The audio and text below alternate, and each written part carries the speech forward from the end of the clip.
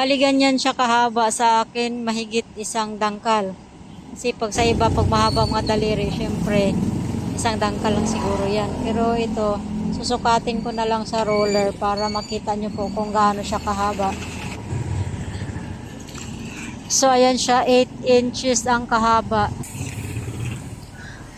Bali itong maliit, 5 by 5 yung haba, din 4 yung width. Bali inches po yung sukat ko dito.